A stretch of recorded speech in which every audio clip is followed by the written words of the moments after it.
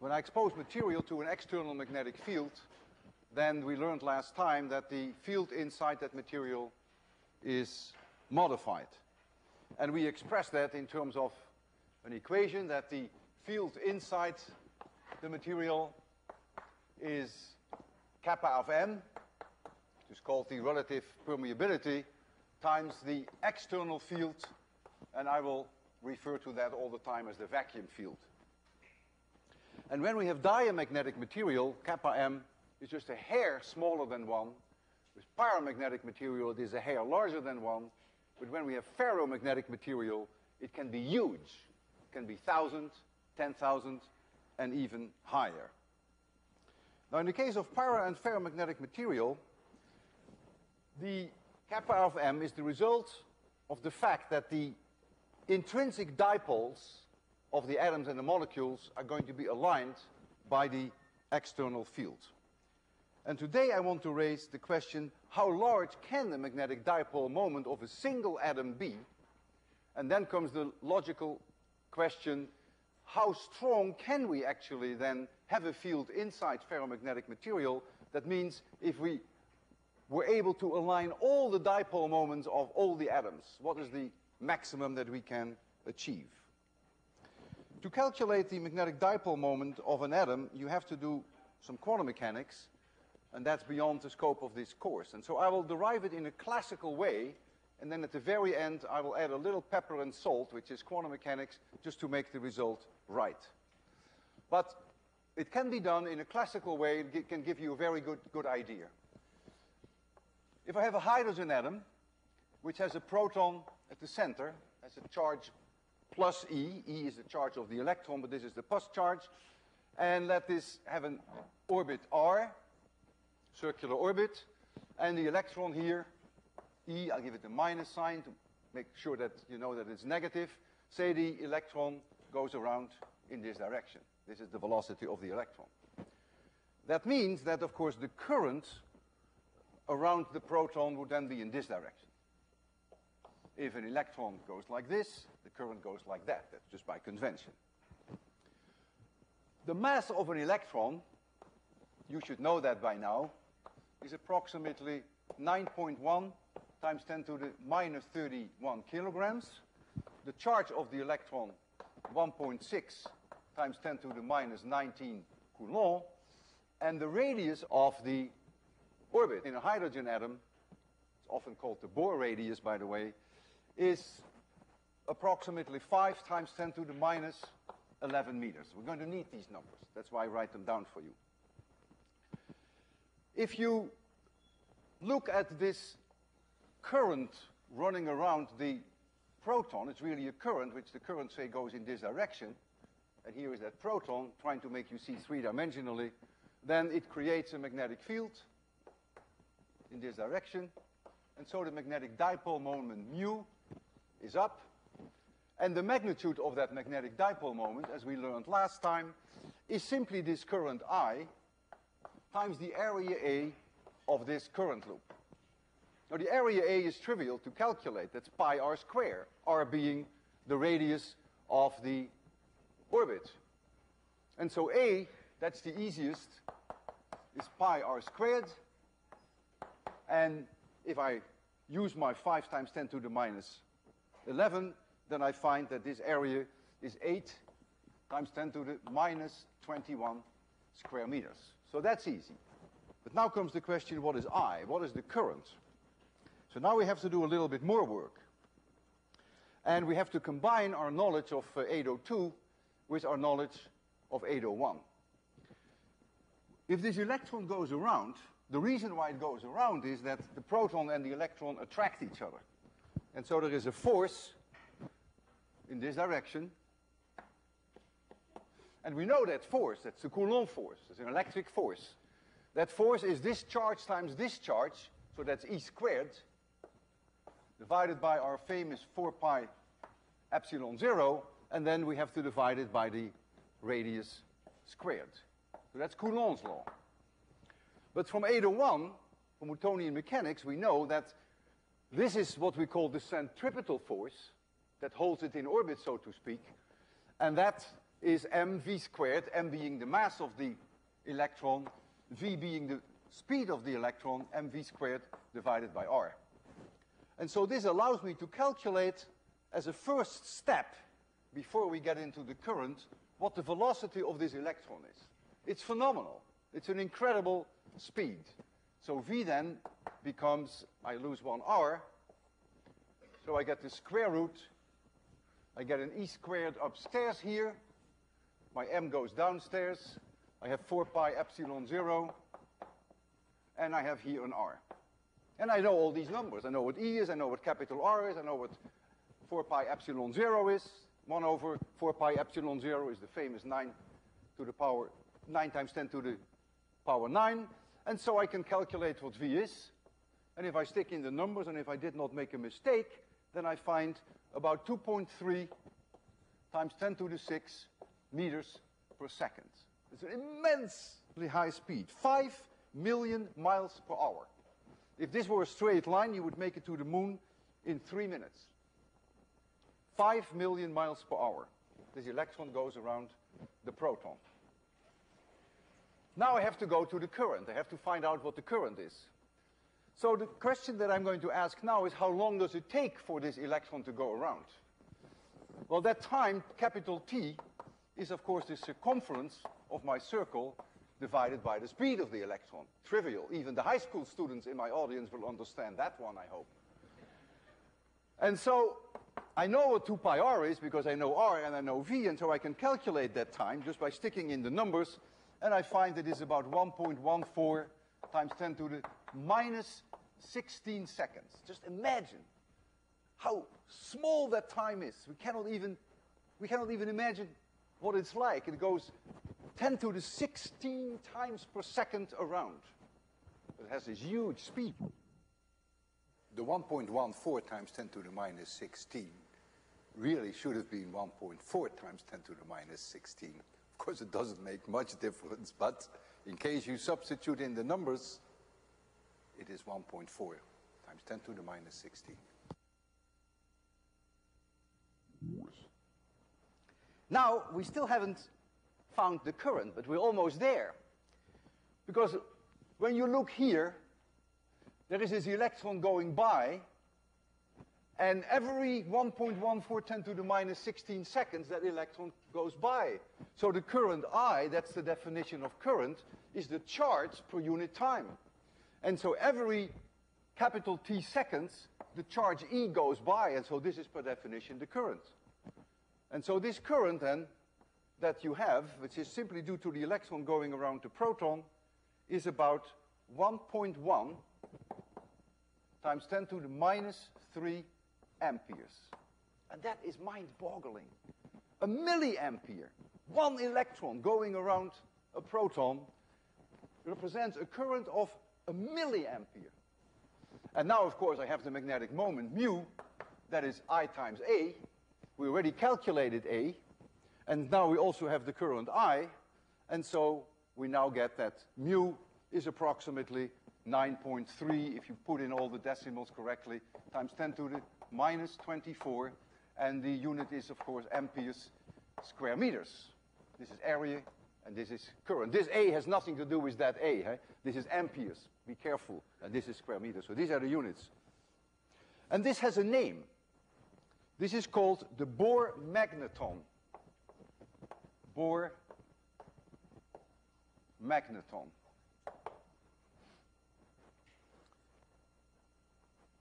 What we cannot understand with our knowledge now, but you can if you ever take quantum mechanics, that the magnetic moment of all electrons in orbit can only be a multiple of this number. Nothing in between. Quantum mechanics, the word says it, it's quantization. It's not in between, it's either or. It includes even zero, which is even harder to understand, that it can even be zero. In addition to a dipole moment due to the electron going around the proton, the electron itself is a charge which spins about its own axis. And that also means that a charge is going around on the spinning scale of the electron. And that magnetic dipole moment is always this value. And so the net magnetic dipole moment of an atom or a molecule is now the vectorial sum of all these dipole moments, of all these electrons going around, means orbital dipole moments, and you have to add these spin dipoles. Some of these pair each other out. One electron could have its dipole moment in this direction and the other in this direction, and then the vectorial sum is 0. The net result is that most atoms and molecules have dipole moments which are either 1 Bohr magneton or 2 Bohr magneton. That is very common. And that's what I will need today to discuss with you how strong a field we can create if we align all those magnetic dipoles. The magnetic field that is produced inside a material when I expose it to an external field, that magnetic field B is the vacuum field that I can create with a solenoid. We will discuss that further today, plus the field which I will call B prime, which is that magnetic field that is the result of the fact that we're going to align these dipoles.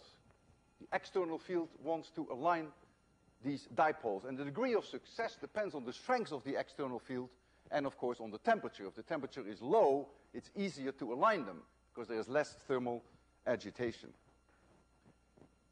If, and that's a big if, today you will see why it's a big if B prime is linearly proportional to B vacuum, if that is the case, today you will see that there are situations where that's not the case, then I can write down that B prime equals psi of m, we called that last lecture the magnetic susceptibility, time B vacuum.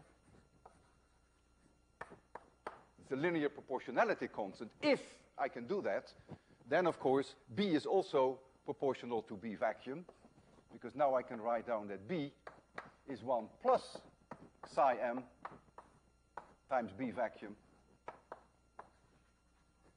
And that, for that we write kappa of m times B vacuum, which is the equation that I started out with today.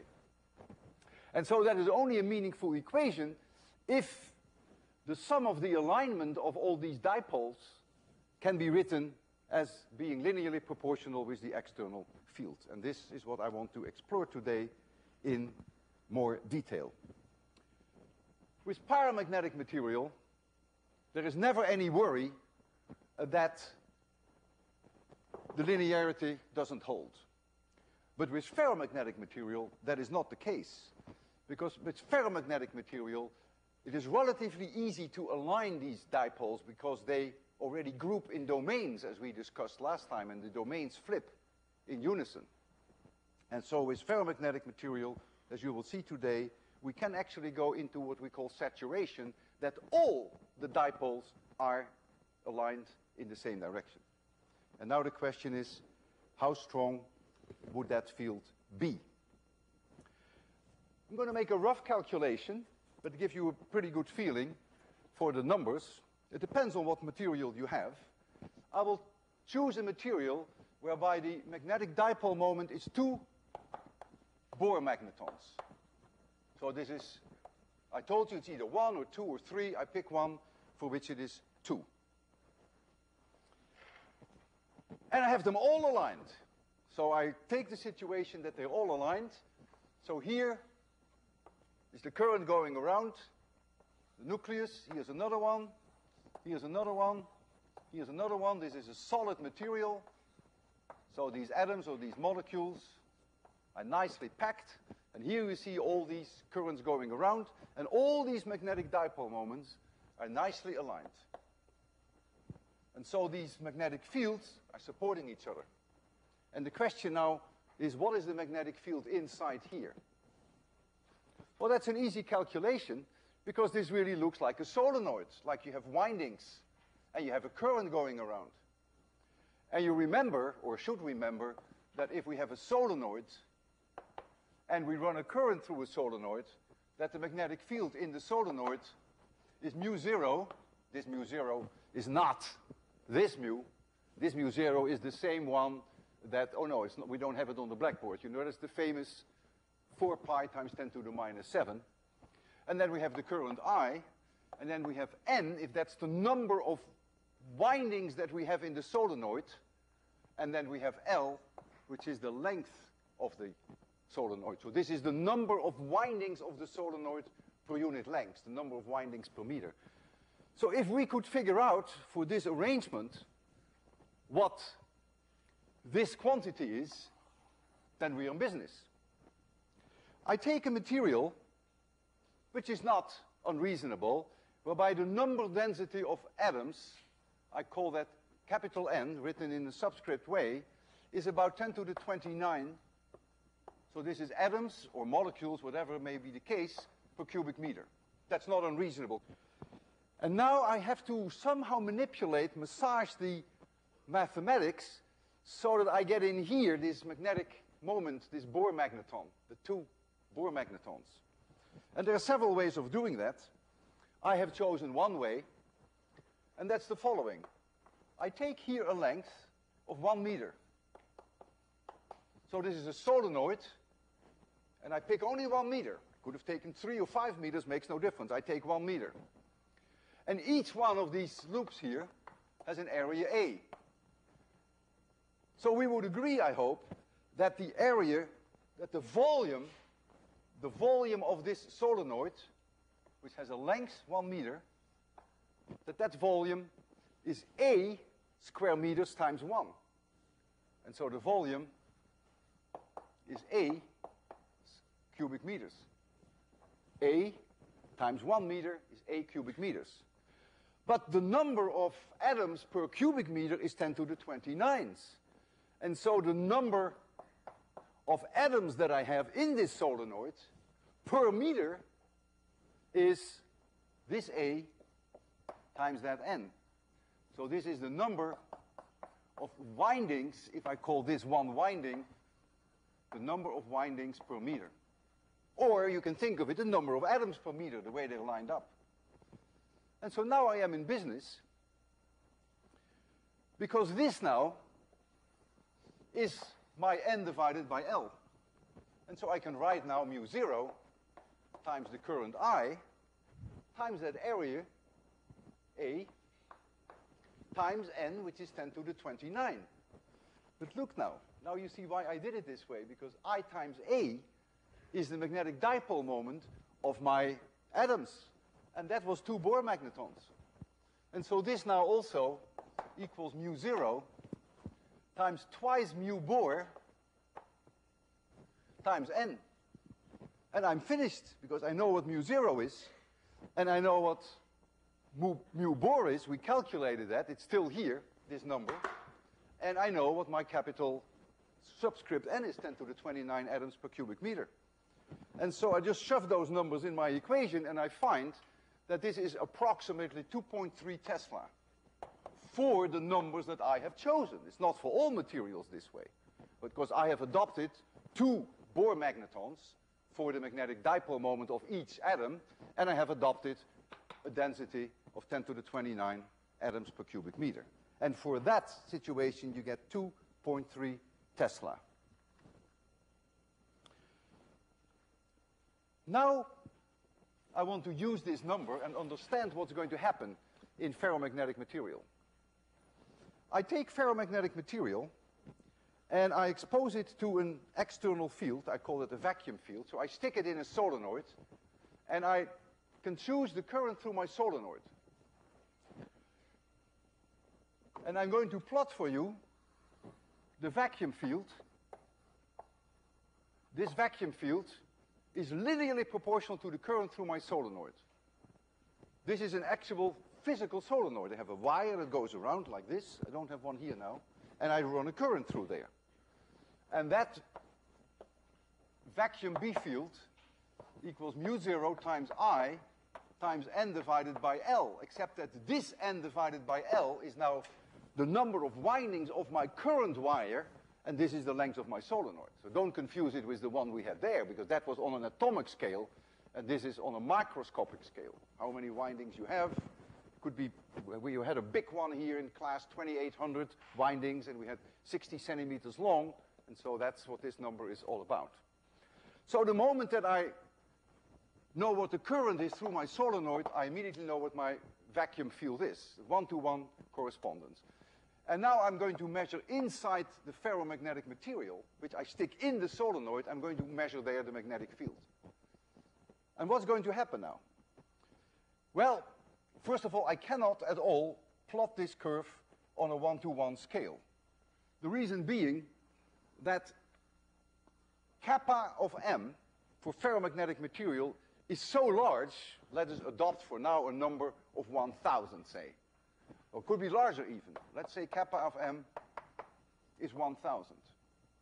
That means that if the magnetic field in terms of a vector is this big, 1 centimeter in the length of the vector, that the field inside the ferromagnetic material is 1,000 times higher. If this is 1 centimeter in length, 1,000 times higher is 10 meters. So this is the length of the vector of the magnetic field inside the ferromagnetic material. That's why I cannot do it to scale. So when I draw this line here, keep in mind that if I did it to scale, if I did, but I can't, then the tangent of alpha would be kappa of m, which in this case would be 10 to the third. And so this angle alpha is something like 89.9 something degrees. So I cannot do it to scale, keep that in mind. So in the beginning I get a nice linear curve, but now slowly I'm beginning to reach saturation, that all these dipoles are going to be aligned, and what you're going to see is that this curve bends over and bends over and bends over, and the magnetic field that you finally achieve here is the famous 2.3 Tesla, which I calculated for that imaginary material, plus B vacuum. The 2.3 is now the field which I will call B prime. This is the field that is the result of the alignment of all those dipoles. And so when I increase the vacuum field, this goes into saturation and settles for 2.3 and can no longer increase because I have aligned all these magnetic dipoles. And so if your vacuum field is this strong, then this field is no longer 1,000 times stronger than the vacuum field. You're no longer in the linear part. So you could also think of it as kappa of m being smaller than 1,000. Whichever way you prefer is fine. But it's no longer proportional to the value of 1,000. If the temperature is lower of the material, it's easier to align them, and so you will achieve saturation earlier, and so your curve would go like this. So the curve is also a function of temperature. So this is if the temperature is low relative to this one.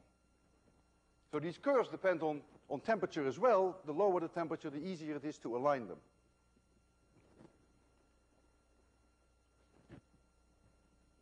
If I reach this point here, when my B prime goes into saturation, I can only increase the field, the B field in the material, by increasing the vacuum field, because B prime is not going to go up again. And so I can only get a higher field by increasing this current so that this B vacuum goes up. And that goes up very slowly because this huge magnification factor of 1,000 is gone now. So the slow is very slow, the growth, and that's why you see that I drew it like this, that it increases very slowly, but my plot is not to scale anyhow. Now I want to discuss with you what happens with the material once I have driven it into saturation. What happens if now I change the current and I make my vacuum field 0 again? And now you get a very unusual behavior. Let me do that here on the blackboard. So I make a new drawing. I could have continued with that one, but let me make a new one. So I'm going to do the following experiment in my head. I have a solenoid, and I run a current through that solenoid. And if the current is in clockwise direction, my vacuum field will be in this direction. And when the current is in counterclockwise direction, I will assume that my vacuum field is in this direction. So there is ferromagnetic material in here. If the current flows in clockwise direction, the vacuum field is in this direction. If I run it in counterclockwise direction, the vacuum field is in that direction. And here is going to be my vacuum field. It's easy for me to know what that is, because if I know the current through my solenoid, this equation will immediately tell me what the vacuum field is. So I've never any problems with the vacuum field. I stick a probe in here, and I measure the magnetic field inside that material. How we do that is not so easy, but we can do it. There are a few things that I can't tell you. This is one of them. So here is the magnetic field inside the material. All right, so there we start. We do the same thing that we did here. So we approach the saturation. But now, when I'm here, I am reducing the current and go back to zero. Remember that when we are here, all these domains that we discussed last time have all flipped in the direction of the vacuum field. So this field is enormous. But now I make the current go back to zero. And what happens now is I end up here. At this point, P here. The current now is zero. There is no current going through the solenoids. Notice the vacuum field is zero. I can take the material out, the ferromagnetic material. The material itself is now magnetic. And you see, there is a magnetic field inside it. Why is that? Because some of those domains remain aligned. They don't go back. And so we have created permanent magnetism. And so in the location, at the location P, we have B vacuum is zero, but B prime, which is the result of those aligned magnetic moments, is still in this direction. Nothing is to scale here, of course. And so you still have a magnetic field. Now I reverse the current. I go counterclockwise. So I'm creating a magnetic field vacuum now in this direction. And so now what will happen with this curve? I come up here. And look now here, at this location Q. What do I have now? I have something very bizarre. I have now a situation whereby the vacuum field is in this direction, but there is no magnetic field inside the material. The magnetic field inside is zero. So when we have point Q, so we have B vacuum is in this direction, but B inside, B prime, oh no, it's not B prime, it's B. It's the total field inside is zero. The reason being that B prime is still in this direction. The reason being that the domains are still aligned in this direction. And so the vacuum field plus the B prime field, which has to be vectorially added, adds up with a net field zero. Quite bizarre, isn't it? Now I increase the current, but I keep going counterclockwise. And so the magnetic field of the vacuum remains in this direction. I go into saturation again, in a similar way that I went into saturation here. And now I stop here. Oh, I don't want to lose my brooch. And now I stop here, and I say to the current, go back to zero again. So my current now goes back to zero, and there we go. And now I arrive here, point S. And again, I have a situation that my vacuum field is zero. I could take the material out of the solenoid, just walk around with it on the street. It will be a permanent magnet. But now, the magnetic field inside this material in point P, it was in this direction. If I take it out here, then it is in this direction. Now some domains stay aligned in this direction. The reason was that I had counterclockwise current, and so those domains flipped over. And they're not all willing to flip back again. So I've also made a permanent magnet here. Vacuum field zero, but B prime is now in the opposite direction. And then, if I continue now to go clockwise with current again and increase the current, I end up there. And this is a bizarre curve. We call this the hysteresis curve. If you look at this curve, it's really amazing. It's actually hard to digest this. You have to give it a little bit of thought. Because for one particular value of the current, for instance, here, once I have a particular value of the current, I know that B vacuum is a given, I have two possibilities here for the magnetic field. And for the current here, I have two possibilities for the magnetic field. And so I cannot even know when I take this material and I expose it to an external field, I can't even calculate what the magnetic field inside will be. It depends on the history of this material.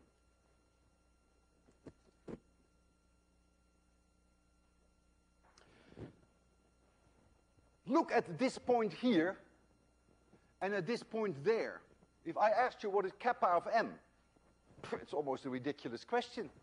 Because what is kappa